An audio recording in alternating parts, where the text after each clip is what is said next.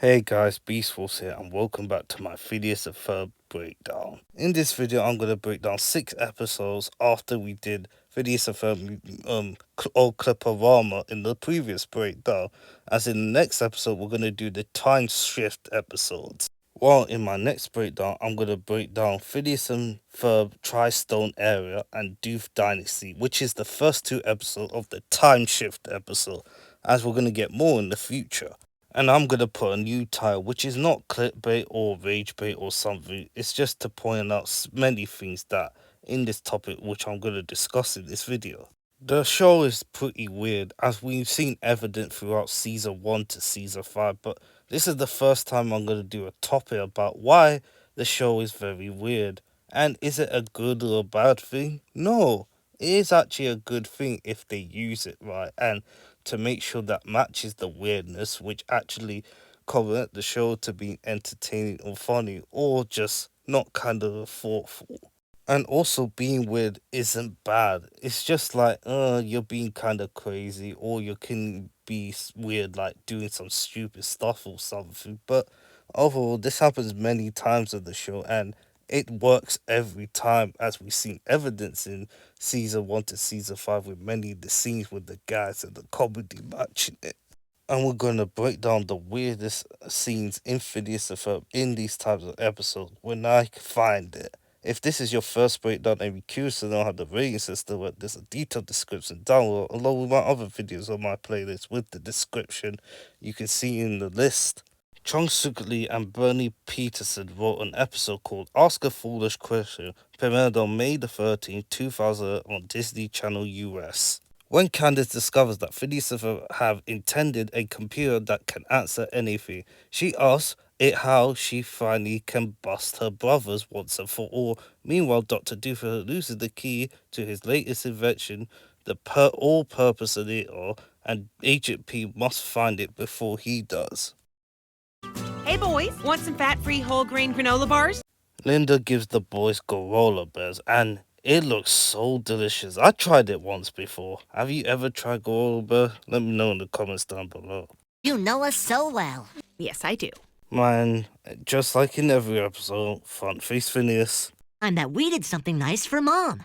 For the second time, we have seen that many times that Phineas and Ferb did nice for Mom, and that was in Mom's birthday. Phineas, what you doing? Every time you hear this theme, Isabella appears when she say what you're doing, as Phineas and Ferb was still thinking about it. Kept the whole house for her. But a classic wooden slide rule from Analog Emporium. Am I a computer? That's it. I know what we're gonna do today. Oh, we're gonna ask the computer what to do for Mom. I like the idea of asking a computer for advice for what they want for their mom to do something nice. Coupon for a free hairstyling from this new salon. She won't be going to that old salon which Bobby Fabulous was working on. Maybe I'll feed mine to Perry. Hey, where is Perry? Phineas and Ferb liked the food that Linda gave them earlier, but Candace doesn't. Also, numerous light beams when he's having some sort of a rave. No, Major Monaghan, when we get to the remains of the platypus, when he's having a rave. And he takes the jetpack this time. As Ferb uses a lightning thing on the circuit grid, as the computer of the green thing is actually moving, as the supercomputer is actually smiling, as we're going to do a full montage of it. The song is called Supercomputer and is one of the most underrated songs, as Phineas and Ferb and the gang are doing something to make the supercomputer for the montage. Phineas and the gang are in the circuit grid while dancing. Look at the lights and it's moving there, very good. Even Isabella's using the brain thing, and for the supercomputer you get to see Phineas in the screen, so Isabella and the Finabella scenes continue to rise. As Balji is thinking about everyone else in the screen with Isabella with Phineas, and other than that, look at Phineas doing the robot dance just like in Troy's and Furbots. I really love this circuit grid. Look at the colours, the textures of all of that as Balji puts it in. Very interesting. Story of how you made me.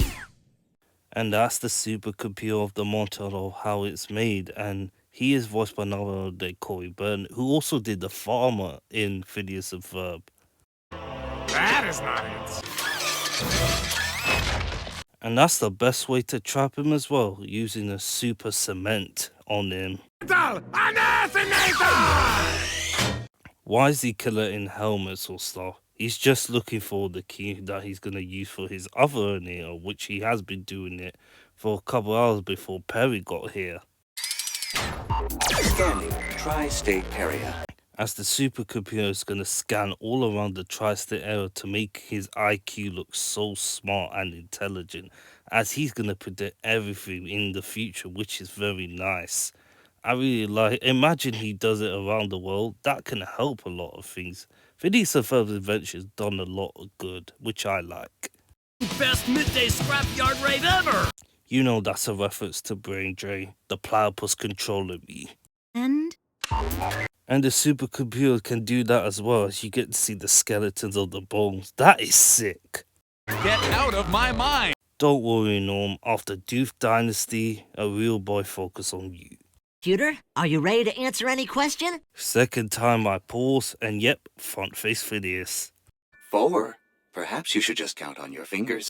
Phineas questioned the supercomputer what 2 plus 2 is, and it's 4. So the supercomputer knows straight away as he tells him to count its fingers, which is pretty funny, but we've seen that it grows to the strength as it predicts something.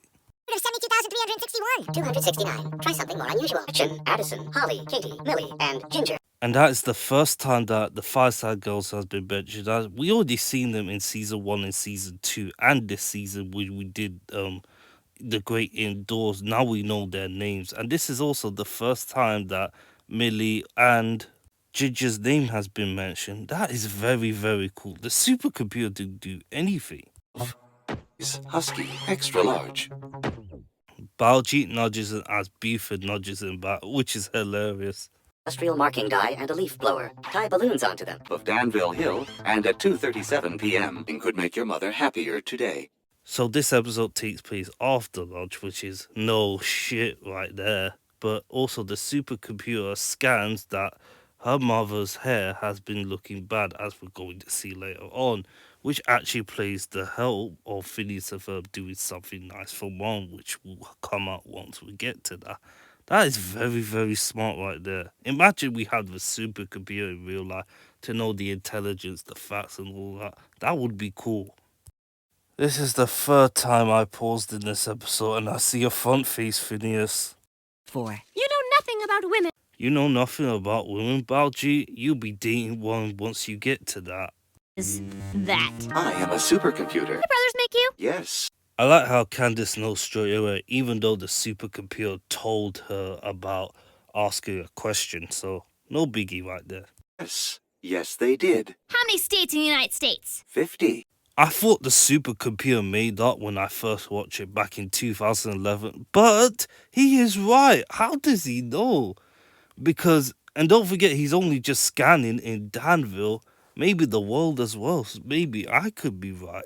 No. It makes the H sound. How many fingers behind my back? 2. Holy shit, Candace was having 2 fingers behind her back and the supercomputer knows it straight away. It must have some AI intelligence right there.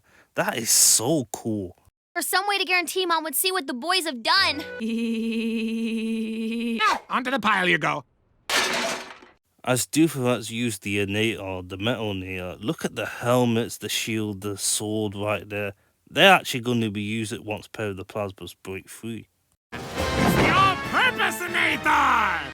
2 Inators in one episode? Just wait until more in the future. Activate it, it will make all my other inators obsolete, but it touches on my all-purpose-inator. Really love the design of the all-purpose Inators. Look at the colours, the standing still, and also the Doofenshmirtz putting the effort in. Looks interesting. You fell off my balcony! I can relate with Doofenshmirtz and that thing. It happens to everyone when you lose your key into the sewers or in the hole or inside the rooms there that you can't get out. Very relatable.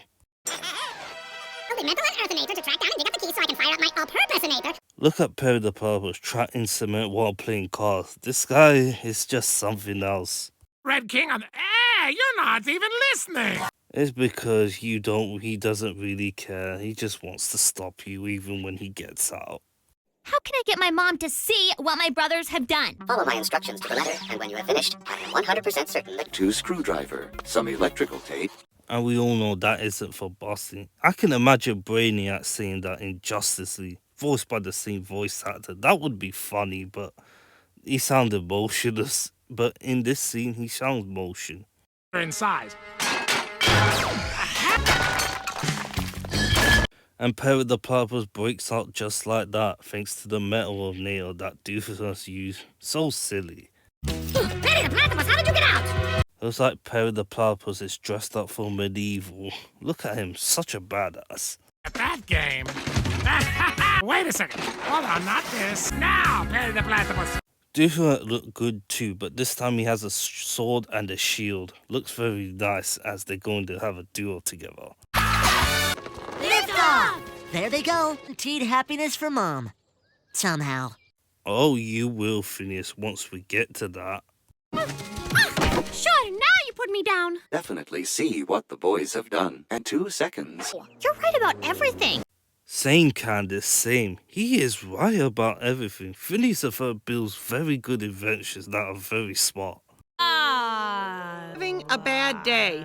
Oh dear, this doesn't look good. Look at her head. It looks kind of a mess. It just looks so weird. I was speaking about in the intro about weird topics in Phineas and Ferb, and this is one of them. What the fuck did the saloon do to Linda's hair? Unbelievable.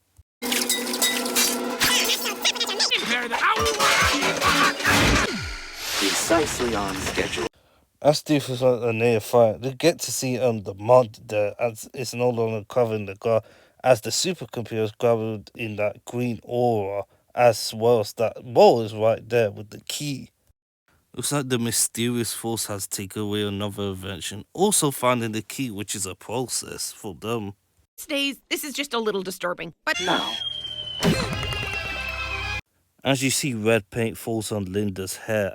Look at her hair. It looks straight as the blowtorch is falling around, make it to look like her default hair from season 1 to season 5. As it looks like as her hair goes back to normal. As the solo coupon was not doing a great job, as Phineas and Ferb does a better job at it than them. Nice. Linda looks great with her straight hair. No matter what hair is, the default is better, but she looks good, just like her flashback in Mom's birthday. so cute. You can't escape with the wrath of Font Faye Phineas. The 4th time in this episode, I paused it.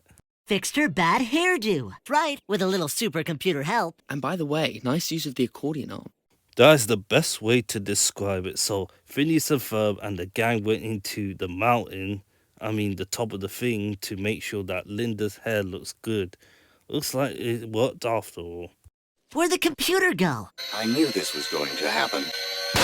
Don't forget that scene was shown again in No One Understands Me in season 5. Curse you, better than... I think this is the funniest part of this episode. Everything explodes off Doofus' apartment, which is funny.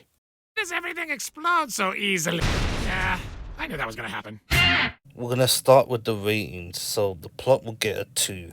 I really like the idea of Phineas and Ferb making a supercomputer to ask what they could do nice for their mom, which they do her hair, which they use in the most funniest way, as it was unexpected but not surprising at all. As Candace trying to ask the supercomputer on how to bust her brothers, as it doesn't seem like it is, as he uses a toast, but that doesn't seem like right for me, which is hilarious and kind of funny. And Linda's hair from the saloon gave her a bad hair day, but Phineas and Ferb and the gang actually fixed it with the blowtorch and paint to mix her hair back to normal.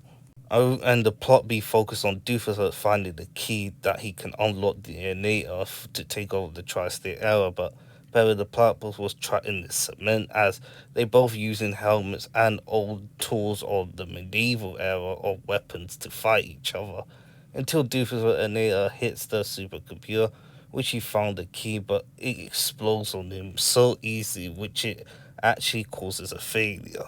Characterization would get a 5. I really love that Phineas and Ferb actually dye a new hair, which is the old hair of her mom, while doing something nice, as the supercomputer is very interesting as his personalities ask questions as he gets the answers right. Everyone else is very consistent in this episode, including Doof and Perry's interaction is so good. Visuals is a 5. A lot of things, the supercomputer, the helmets that Doofus must use, the innators, the fighting scenes, Phineas and Ferb, and the song montage, everything else is just, wow, not spectacular, but it's still very good. Importance gets a 2, and entertainment will get a 5. 19 out of 25. First way to start this breakdown of this video right here. Let's move on to the next one. Kaz and Tom Minton, who writes the Phineas and Ferb episode for the first time, called Misperceived Monotone, premiered on May the 13th, 2000 on Disney Channel US. Perry misses his 100th battle against Dr. Doofus when Candace takes him to the charity pet wash with her. Perry's absence goes unnoticed when the zookeeper's typical platypus at the Danville Zoo stops Dr. Doofus' plan to tap his brother with his least likely innator. Meanwhile, the boys build a fun house, Phineas and Ferb style. Tri-state area. As we always get the first scene in nearly every episode, it always is Phineas and Ferb's backyard, but not this one, as we focus on the first scene in Danville Zoo. And that is the first time we've been seeing it in Danville in the show, and that will be the last. And the zoo's latest acquisition. The guy who's wearing the suit, his name is Reynolds, while reporting about a normal platypus. But this is a platypus. Like you, Perry. Mark. He's like, yeah, exactly. This platypus is just mindless. It's like sandwiches, though. What's that smell? That's my sandwich. And oh dear, and you know what that means? Around for Jeremy to call. I do stuff. I'll be at the big pet wash at the park today. The couch. Go on. Get out of here. You heard me. Looks like Candace hears about the pet washing charity as she's going to use that for Perry to wash, and we all know what's going to happen with the normal platypus taking over. Why don't you bring Perry to the park and we can wash him together? Oh, Perry! Come here, you little meat brick. You're still calling him meat, but remember when he mimicked you in... Oh, there you are, Perry. More fun than fun. Fun oatmeal, fun origami. Look at Ferb half in the paper as he uses it as a nose to yuck it, which is funny. Great idea, Ferb. We'll turn our house into a fun house. Guys, where's Perry? I think he went that way. There you are, Perry. I'm borrowing your platypus. By modifying his chair. Well, in the future... Sorry, Agent P. Here. Everything's Agent P size. Detected a hint of western lowland gorilla to the zoo. Oh, yes, we did. That's okay. I'm learning to... Poor guy. At least Phineas understands him. He's like, this dude, man, he just can't catch a break. Oh, that's a weird front face Phineas face right there with this frame. This is the second time in about a couple of seconds. Just wow. Peanut butter, banana, and sardine. Actually, you can have peanut butter and sardines, as when you put sardines here, it tastes delicious, but I'm not sure about banana. Have you tasted banana with sandwiches? Let me know in the comments down below. Looks like the normal platypus is walking to their sense of the smell of the sandwich. Oh, there you are, Agent P. I have to put 2 more because I missed out on Major Monogram said, where's Agent P? So I put 2 up to 4. We're not in uniform. Activated. That's better.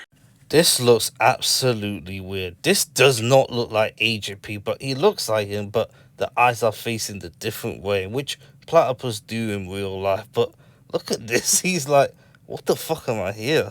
Major Monocron doesn't know, but this is gonna make it into an interesting battle once we get to that. And it's the 100th battle of Doofenshmirtz, and it's pretty hilarious.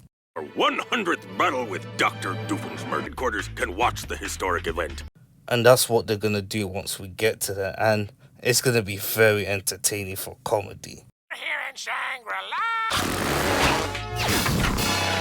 In the bird's eye view, look at the backgrounds on top of the houses of Danville. Looks so textured and they put it very well. There's Susie again with her poodle, which we know in season 1. And that's Jenny's first appearance in season 3, and after Candace gets busted, she doesn't get much appearances anymore, as she appears as a cameo. The only thing that she appears in one time was in the Anita Method with season 4, and that was with her brother Django. Well, soak it while you can. This is actually the last time that we're gonna have Jenny until season 4 wasn't Candace gets busted. And you don't need her, but it's kind of like, she's been shafted like that, and it's been happening in season 5 as well. And is, oh, who's a beautiful boy? A bath. What? Oh. Perry the Platypus refusing to take a bath as he really wants to go on a mission, but we all know what's happening right now with the normal platypus taking over, and Perry the Platypus doesn't get to shower by Candace until season 5. You found him. Yeah. I don't really blame Perry. When you want to go on a mission, you have to do it, but this is just poor timing. Looks like the normal platypus is called the beaver dot, and it has escaped as it's shown in the news. Appointment. Suddenly Mr. Big Shot can't be troubled. Fight's about to begin. And this is gonna be hilarious. Top tier comedy. The least likely Anita. And they can't help but do the least likely thing to their nature. Who cares? I'm too cool for those losers. And that's what Doofus has used for his least likely Anita, to make sure that Evian makes sure that he doesn't appear in the Phineas and Ferb, as Isabella doesn't really fall for that. She still goes to Phineas and Ferb's house for the backyard to create invention. Isabella had her hands on her mouth. Look at her reaction, it looks so funny. Aim this bad boy at City Hall and zap my brother, the mayor. I really love when you can see City Hall right there with a lot of buildings. It looks very good. Don't tell me democracy doesn't work like that, Perry the Platypus. Well, this is where the fun begins. I haven't vacuumed here in weeks. This is so hilarious. A platypus, I mean a beaver, just licked something in the floor, which is there. Doofus should have cleaned it up. Working. Hey, dinner bell. And that's Phineas's nickname, Dinnerbell, as you see Buford calling him many times, but this is actually his nickname by Buford. But I don't know why no one calls him Triangle Face or Triangle Head. You just can't escape front face Phineas. As Isabella making food, you get to see a doll of the heart as it grabs into it. It looks very good detail as it goes back in it. Very nice. In Hoboken. Aye, I'm gonna sidewalk all over you, baby. Doofus is being so weird. Why do you just grab him and just get him? Why are you just standing there? Look at him, he's just letting him. Watching a master agent at work. So you're telling Carl to lick the floors? Well, that would be disgusting, but okay. Look at Doofus doing that pose. It looks so funny. Look at him. He push it like a regular platypus, but he turns back into a normal platypus, which is strange. A fake out, huh? Jeez, how does a normal platypus do that? It's because of the sandwich that is left everywhere. He's just obsessed with the sandwich. The Marsh Maneuver, 1974. 1974, so he'd probably be in his early 20s or something. I don't know. Back then. Stay off the internet. Here's cuteness. See? You're the most responsible pet owner I've ever seen. True, Jeremy, but that's maybe hers, but it's mostly Phineas and Ferb, and other people as well. A fun house? Man, your brothers are cool. As Jeremy and Candace are in the funhouse, you get to see different colours of palettes changing from there to there, which gives a nice detail of the vibe of the funhouse, and it's gonna have a lot of scenes, which is very iconic. I like how the chair grows with, look at the hairy stuff like that. It looks very good, as it is very, very trippy right there, as she fell into it, which is not real, but it is very trippy. The song is called Funhouse, and it is a very fun song, and it's sung by none other than Aaron Jacob, who's starting to get a lot of songs in Season 3 and Season 4 once we get to it. The funhouse is a funhouse, but it is so trippy. Look at it around this place. There's that giant floating baby head again. I really like how Perry's trying to get, as you can see, when he opens the door, there's a lot of Perry. While he closes the door, it all goes away. That is a very good detail. There's no way that Phineas and Ferb could do it with 1,000 LBS. Also, I realized Ferb actually did the bodybuilding, which was mentioned in No Bodybuilding, which makes sense. As Phineas and Ferb again look at the mirror, as they look different with Baljeet as well. Look at them side to side with the mirror. As Baljeet goes by, you get to see his neck is long, which is very hilarious. The guy who looks like a Navy, his name is David, which is mentioned in the song. Perry's cover's almost been blown here many times. And that's more than 5 times in this we see front face Phineas. And we get to see a llama, which becomes a running gag in Milo Murphy and Phineas and Ferb. Candace. No, not fun, not fun. Man, I really love the designs of the candy and inside of Candace's room. Is that Candace's room? I don't know. Look at that designs of different types of things. It looks good. Mom, Phineas and Ferb built a giant fun house. Still playing the Candace's theme, but it's no kazoo solo right there. Sandwich out of the way. The sandwich is helping him dodge it, so that is sick. Zap myself! Dude may be funny for the comedy of Phineas and Ferb, but he is a terrible villain, and he lost to Planty the Plotted Part, and now a normal platypus. Man, this is why you're such a terrible villain, Doofer. No matter what you try, you just always seem to fail. But he is very funny, and that's why we all love Doofenshmirtz. As Candace gets zapped by the mysterious force, you get to see his voice and his body looks so weird as she prepares to clean it all up in the house. Why am I doing this? Candace cleaned the whole thing up before you could see it. There's actually a reverse version of it, which you can find on YouTube. Just type Funhouse Reverse in Phineas and Ferb, and it's like the song is playing it, and she dumps Davy. What happened to him? So that's what happens to him. Poor Davy, man. Yes, it does. A normal platypus left had Perry the platypus is back. I was just thinking to myself in this scene, I was thinking, where did the normal platypus go? And that's actually the last we see him. He never returns back to the zoo or wherever. That's kind of strange, but okay. 100th battle with Dr. Doofenshmirtz is already a big hit on the Alka internet, and we... 5 million downloads, that is just crazy. On the Alka internet, all around the world, that is crazy. Just like the previous episode, the plot will get 2. As it has a lot of plots intertwining this episode, as Perry the Platypus trying to go into his mission with the 100th battle with Doofus, well, it turned out to be the regular platypus from the zoo, as it turned out to be a hilarious battle, which actually was pretty funny overall, and it was a good laugh, by the way. And Perry the Platypus was looked after by Candace and Jeremy at the pet charity wash. And in another plot of Phineas and Ferb building a fun house instead of outside of the backyard, which is very interesting and very fun. Overall, the episode of the plot is very strong, even though it's a 2.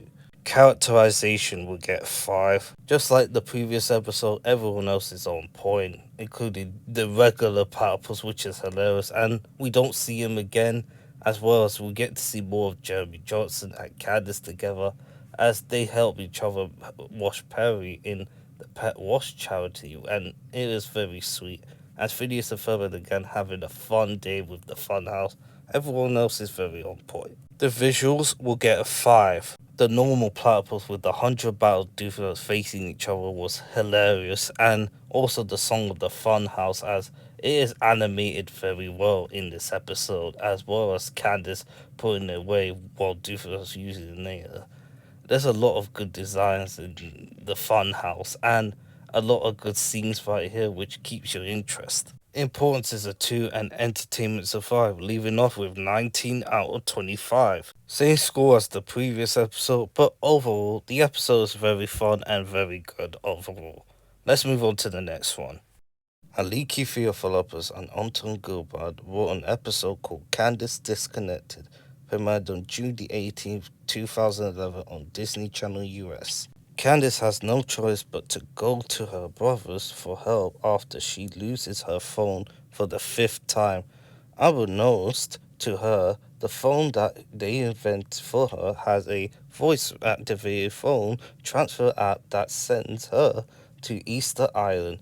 Meanwhile, back at Evil Incorporated, Dr. Doofus invents a pick him up later to pick up Vanessa up from class. Then he finds a sarcastic normhead, the normhead prototype that has an infinite of full sarcasm. Later, Doofus and Perry watch an exercise show.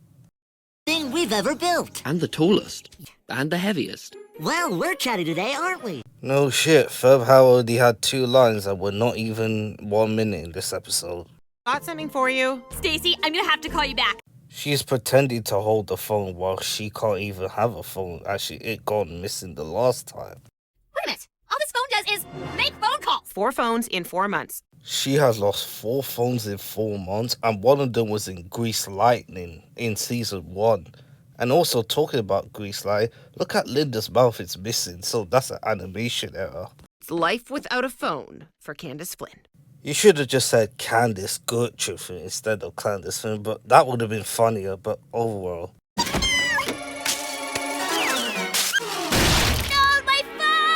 And that's the 5th time she lost her phone. Incredible.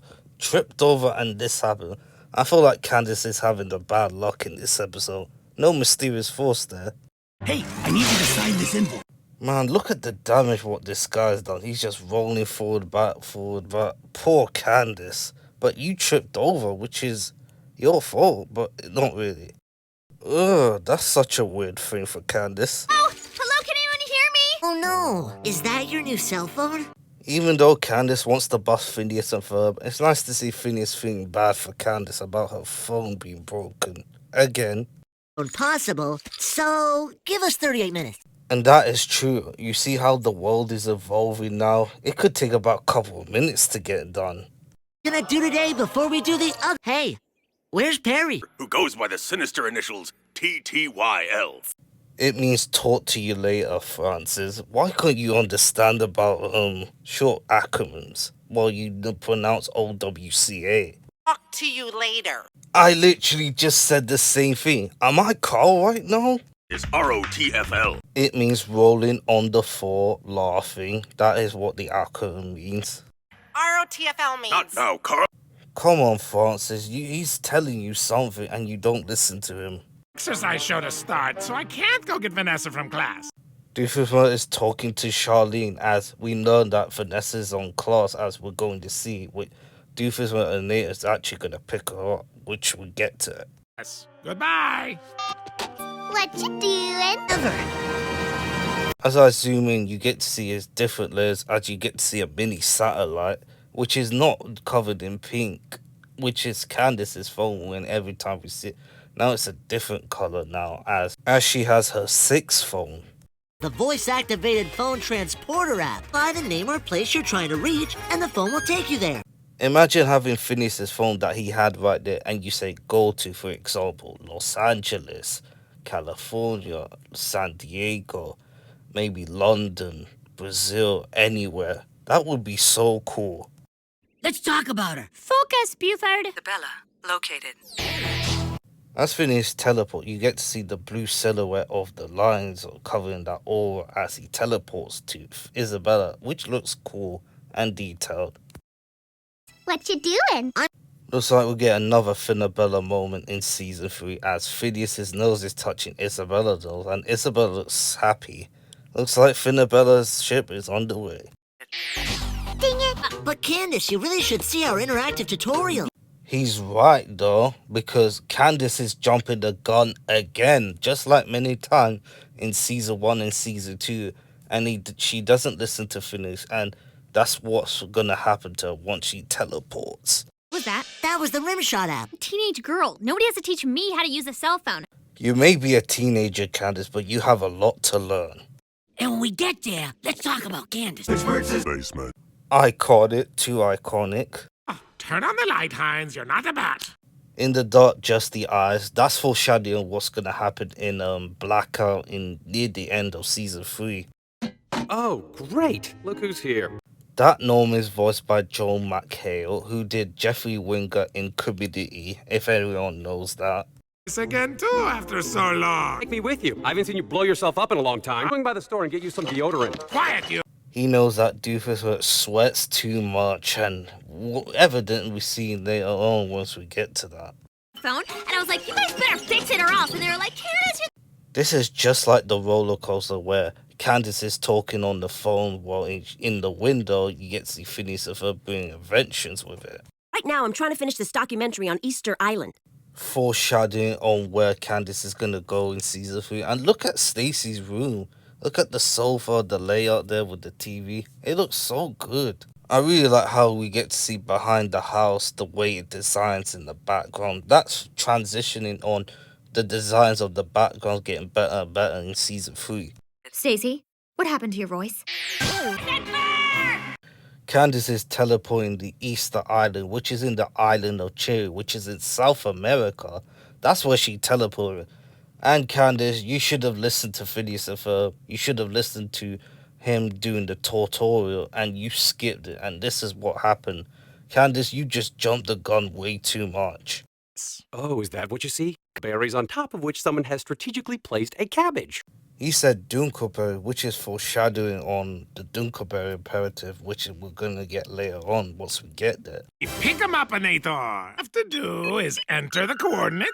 As Doofus using the pick-up nail, you get to see the smoke covering Doofus first and the Norm Oldhead, which is very good. And it may be weird, but it's very good. And it continues to use the smoke trail around it outside. Curse you, unknown rocket helmet transportation thing! As we head into Charlie's house, you get to see the top of it. Look at the design, it looks good. Never mind, unknown rocket helmet transportation thing! Worked! It functioned properly! So that's how Doofus said. This is actually the first time he said functioning properly, as we get to hear it again in the second dimension. Hey, this time let's try to bump it up to a C-. Not the bus. Man, he just continues to bust down doors again. You should have just paid him the money again. Me for my evil exercise.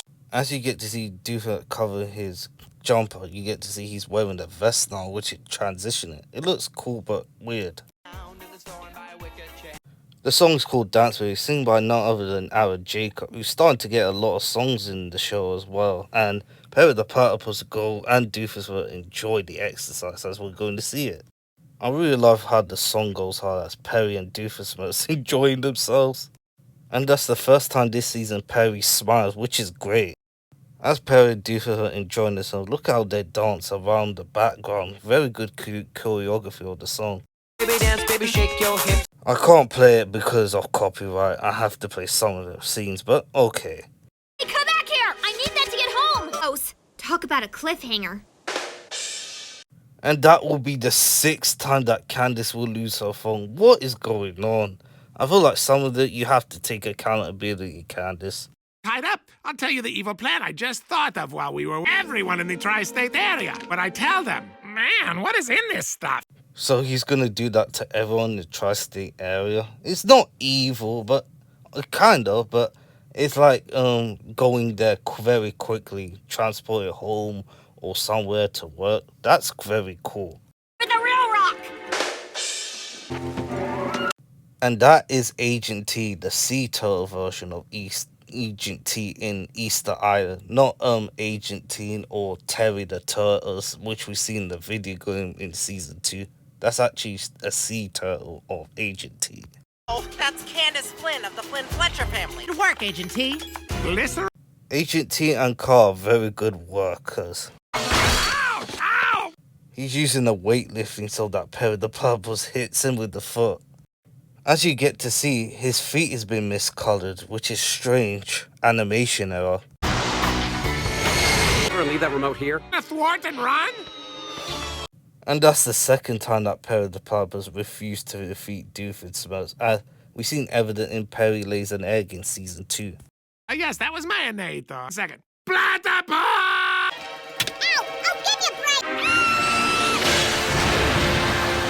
Perry the Platypus used Doofenshmirtz to save Candace as she goes back home. Very nice. Looks like she's in the Earth atmosphere. She wouldn't breathe in space, but she does come back down. It's very tall and very heavy. And we don't get to see it, just like in season 5 in The Haberdasher, as Isabella Buford Baljeet builds something, but we never actually got to see it. I still can't believe it fit in his truck. You guys are so busted. When she finds out I lost it, my life is ruined. Me too, just in case.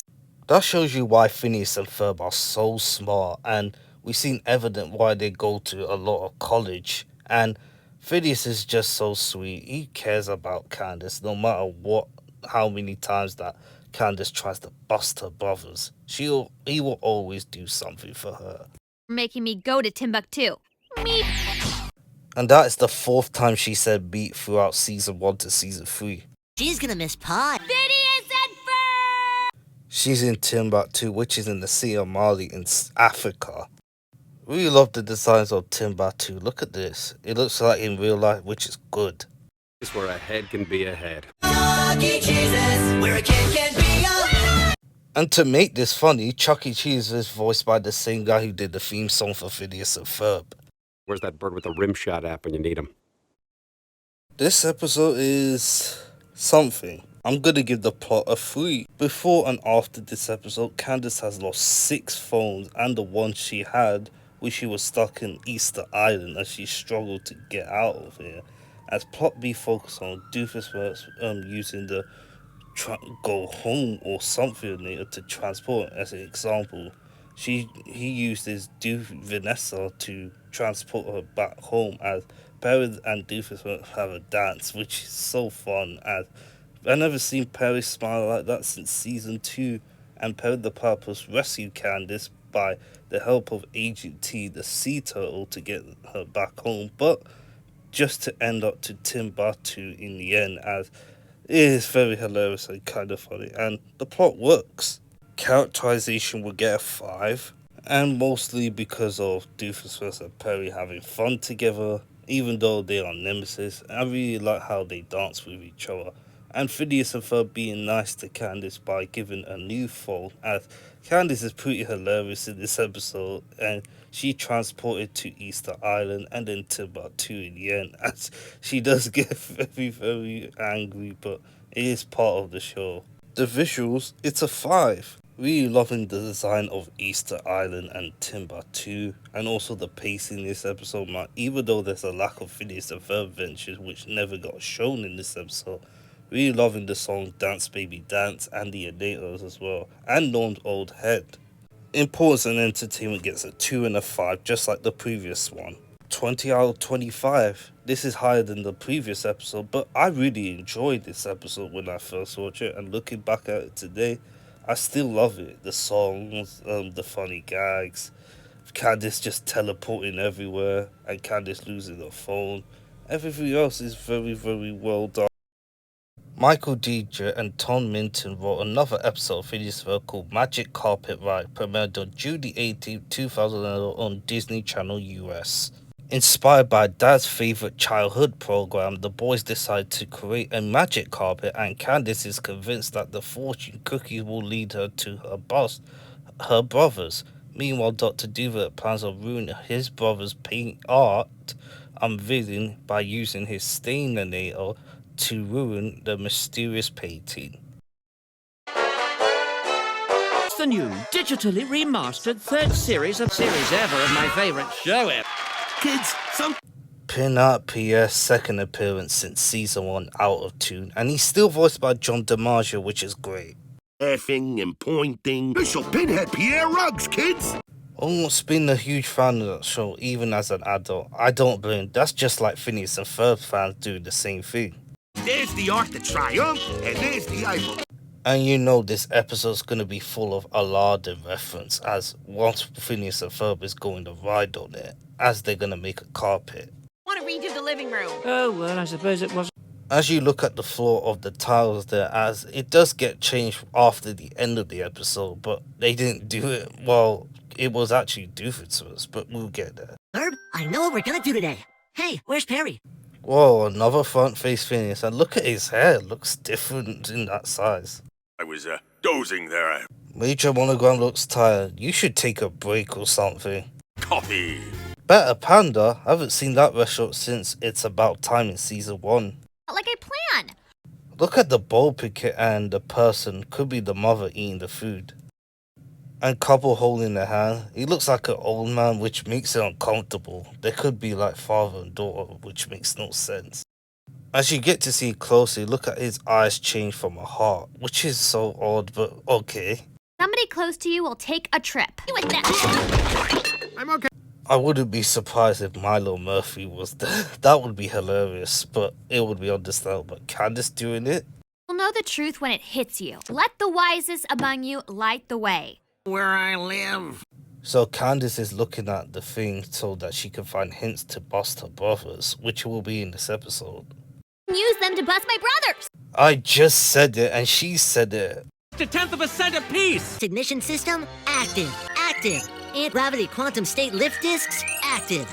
I really like how Phineas and Ferb connected the 3 pieces, including the circuit grid, to make a magic carpet ride, which will be a reference of Aladdin, and it's gonna be very fun. Look at that, how it glows. It looks very good. Has the entire second floor always opened up like that? Penny the platypus. Disdainator! Looks like he's gonna be riding on the NATO again, just like before, but this time with paint covering it, instead of an actual gun and other things that he used in his layer, but this time it's different. Animal stump when I was a callow youth was sometimes inaccessible. I like how Doofus was trying to find very good painting of his mind, trying to do that. I'm just like the same with him. I love painting. If you do painting, let me know in the comments down below. Rock. Fever, and finally, my masterpiece. Ketchup, grape juice, coffee, and chocolate. Really loving the background inside the room. Look at the plates. It looks medieval here. It looks very good. And the moose is there. These designs look, the inside of the home or something looks good. I mmade a solemn vow. Done. The next morning, I had the solemn vow notarized. As you can see in the back, it says diploma. Even though it's Roger's fault that he ruined Doofus for his painting, but it's not really fully his fault. Doofus actually pushed him and rushed him there with his food so that he actually ruined his painting there. So it's kind of both ways in there. A new piece of art for the lobby of City Hall.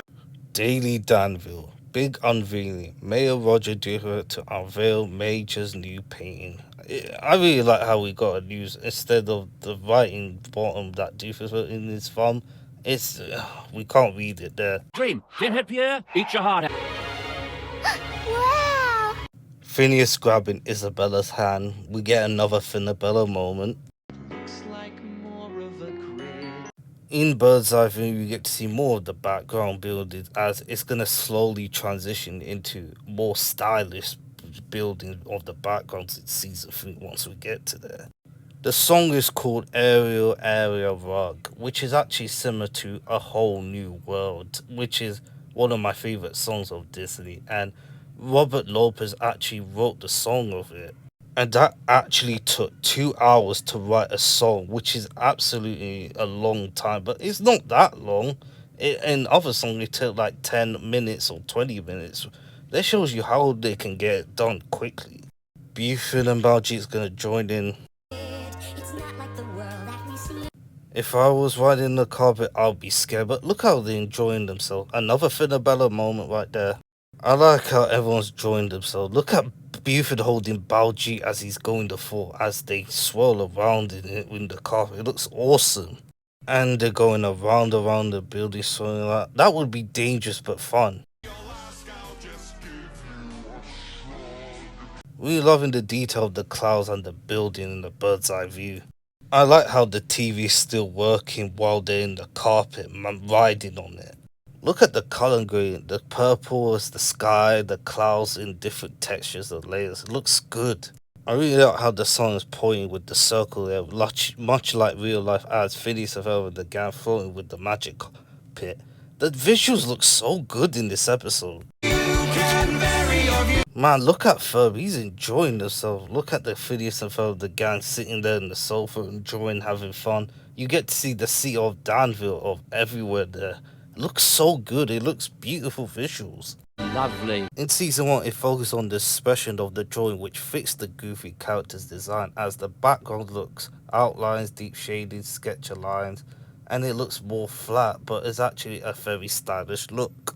While season 2 experienced more shading, lightning, and amongst the other things, the dynamic backgrounds, as it started to look bright in the second season with the extra shading and shadows in the backgrounds, which collapsed more with the outlines of the characters within her.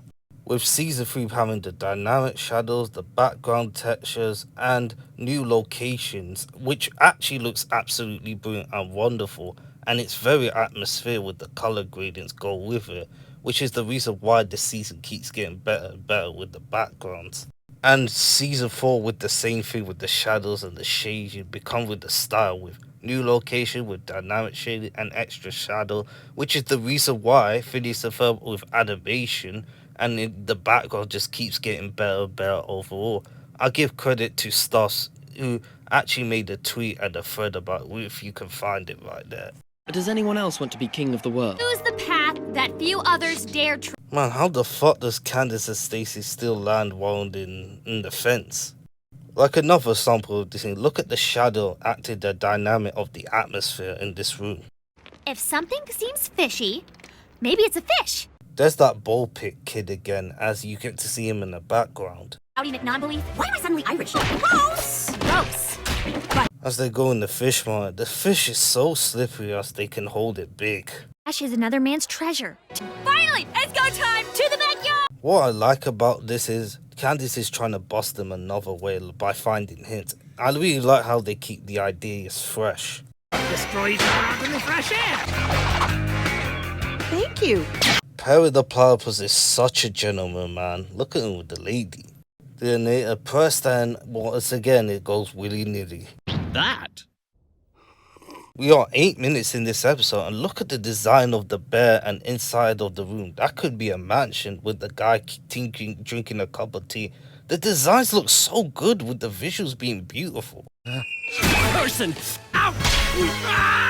Looks like we're in City Hall again. Into the cultural enrichment of the tri-state area, I've always been a great lover of the arts. Stop it now. Never saw was made by my brother Heidi. What a coincidence. Doofus mentioned about his brother Roger ruining his painting, and now present day that Roger Doofus trying to fix everything, which he does until Destroyed it, denying him the accolades he so craved and deserved. took you a decade of taking accountability, but it's nice to see him taking accountability for his action for what he did. But even though Doofus pushed him on purpose. What? No! Him and Candace just jumped the gun way too early. If he listens before that, then the painting would have been ruined, as we're going to see that. Melanie, what's my next appointment? So he spent 20 years from remaking this painting since 1987, which is a long time. This is a nice thing that Roger Doofus does for his brother, and Doofus does this. I was thinking, this is heartbreaking just to watch him see his painting be destroyed by his brother's painting, his own remaking. Care anymore. And this is the 6th time that Doofus succeeded, even though he regrets it for the 2nd time since at the car wash in season 2. And this is the 5th time that Perry fails to beat Doofus as he successfully won, but that is not really the case here, as Doofus actually lost before he won. And that's the first time Lawrence, Phineas, Isabella actually sing together in this episode. Did anyone else feel a drop?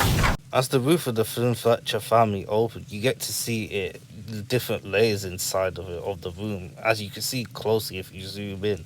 As it opens in, it closes inside as they're all in, which is a good detail. A new living room carpet. Oh, that's much better than tile. I like the old one, but this one looks so much purple. Look at this. It looks so new. I really like the purple design inside the house. Did? Oh, you. Chinese. Me. And they're all gonna eat Chinese instead of pie. I wouldn't be surprised that's corn dogs. I love corn dogs. I ate corn dogs and it looks so yummy. Everything you read.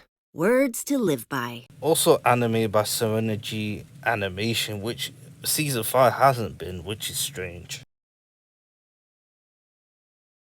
That was one of the most beautiful episodes, and they're really having a fun time riding that magic carpet ride. The plot will get a 3. I really love that Phineas and Ferb made the magic carpet ride with Isabella, Buford, Baljeet joining along, as they have a very fun ride with the song, with the visuals, making sure that it just makes it worth it.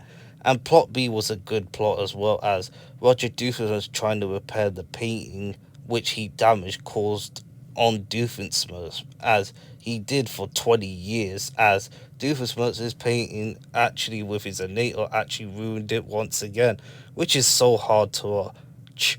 But overall, both plot A, plot B, very good. Characterization will get 5. I really love Lawrence in this episode, as he may be an adult, but he still acts like a kid with watching Pierre, even though it may have been an archive, as Phineas and Ferb help him build a magic carpet ride with Buford, Baljeet and Isabella going along, as they had a very fun time, as well as Candace and Stacy trying to find hints, with Candace trying to solve the case of finding hints to bust her brothers, even though it turned out to be a failure again. But I really love the fresh new ideas when it comes to food tradition, as well as Roger Doofus actually being nice to his brother Heinz, as Doofus undone the painting which his innator fired it on it, and that scene devastated me a lot, and it's very heartbreaking. Overall, everyone is very consistent. I think this episode have one of the most beautiful visuals, with the color gradient, the shadow, the textures, the background buildings, the dynamic of the atmosphere playing to this episode with the song with it, and the magic carpet ride, and a lot of shenanigans happen in this episode. This is a top tier episode with visuals. Importance is a 3, even though it may not be as popular as the other episode, but the song makes it worthwhile, as long with the other Phineas and Ferb in the fan base deserves more appreciation in this episode, and look at it, it looks so good. Entertainment is still a 5. I think it gets a 21 out of 25. And that's a great homage to Aladdin, the Disney movie and the musical, and it did it so well. Everything else is so brilliant with the visuals and all of that.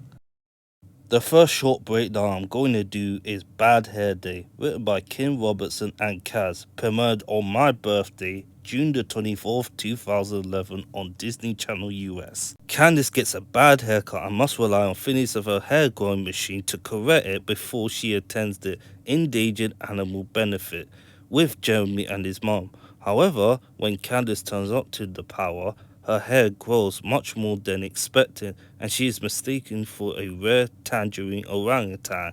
Meanwhile, Dr. Doomer is developing his very, very bad innator.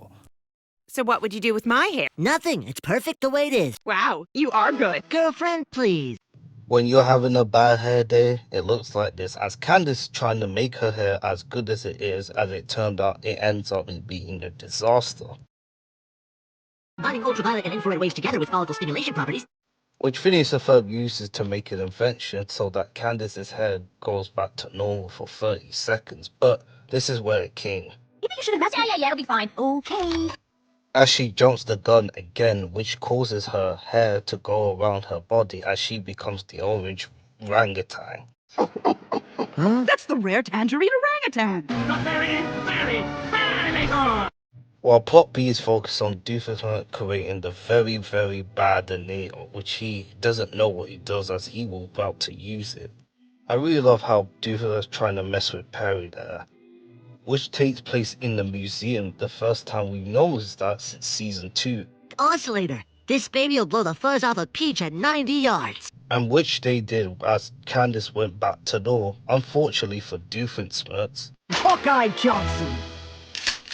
Just to get shot into by a dart by Miss Johnson and just to sent by into the wild. It's 17 seconds. As he shot in the dart in the butt, as Stupid said 17 seconds after, it actually is 70 seconds, which is accurate. The plot is very simple, just like every episode in Phineas and Ferb, with Phineas and Ferb help Candace, as well as Doofus being defeated while turning to the orange orangutan, which is very different, but overall it's very coincidence. Everyone's very consistent in this episode. Phineas, Ferb, Stacy, Candace, Doofenshmirtz, Perry, the Platypus. There's also Miss Johnson as well, who actually, this is her longest appearance so far. And she does appear in previous episodes in season 3, but that's actually her longest. And she is very sweet and nice, and she also has a good hit as well.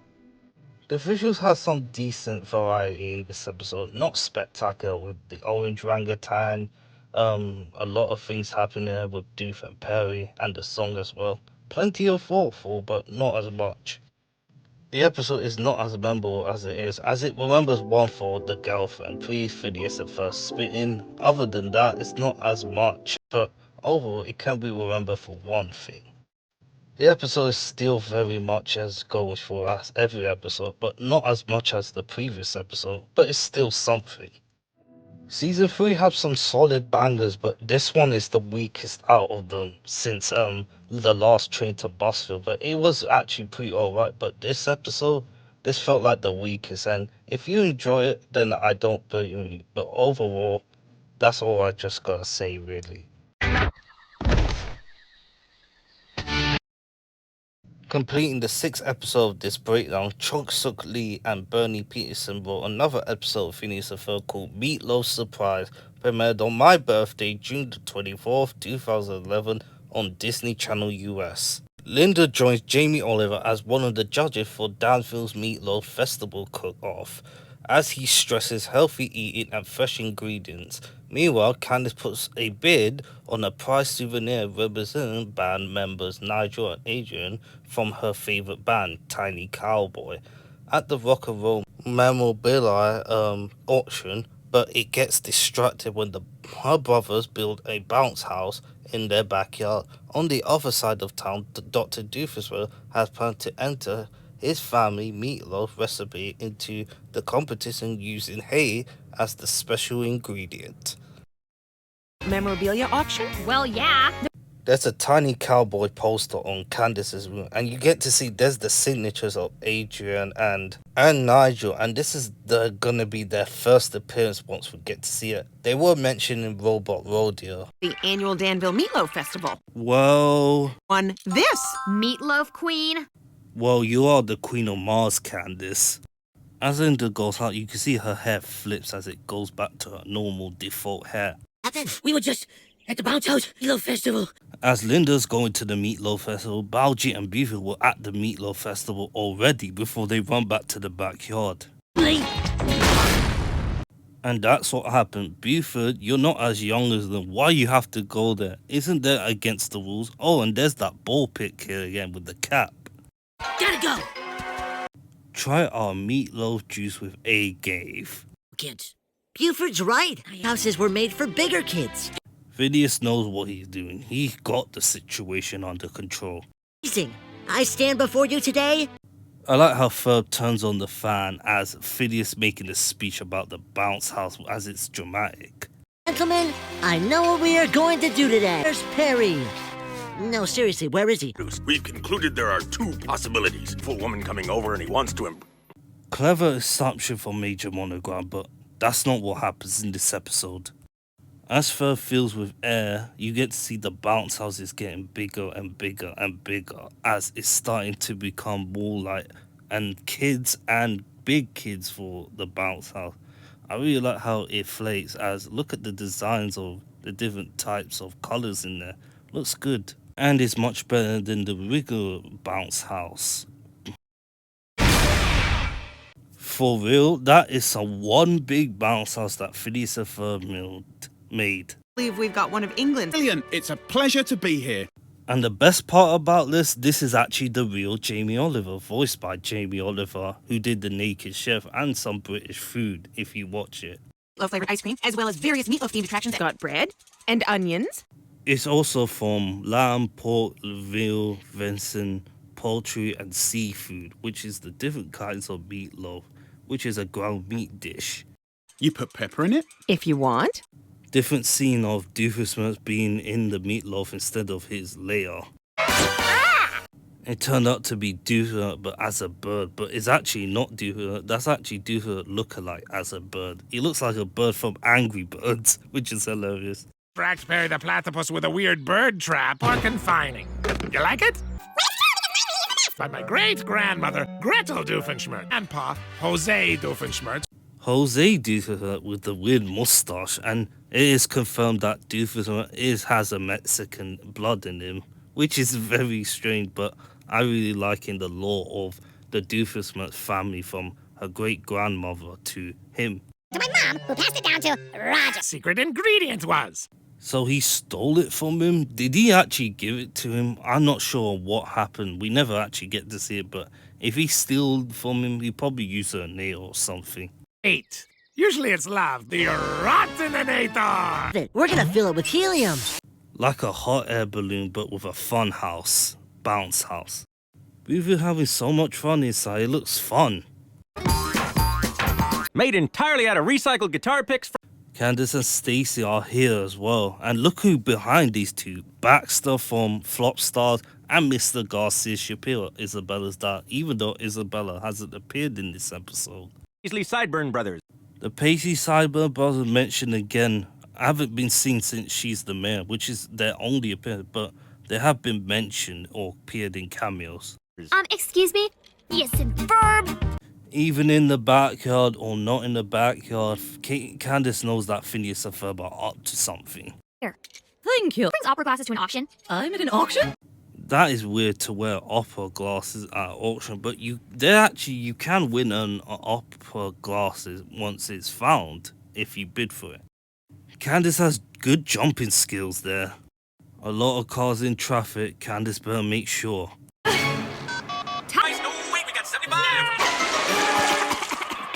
Oh, stupid non-waterproof cell phones! And that is the 7th time that your phone's been missing or broken. Candace, man, you should never use a phone again. How many times are you gonna keep doing this? If you want to count on screen, this is the 3rd time that her phone got destroyed. Perry the Platypus has all the grappling hook of size to small to big. He is very prepared for this. Meatloaf is complete.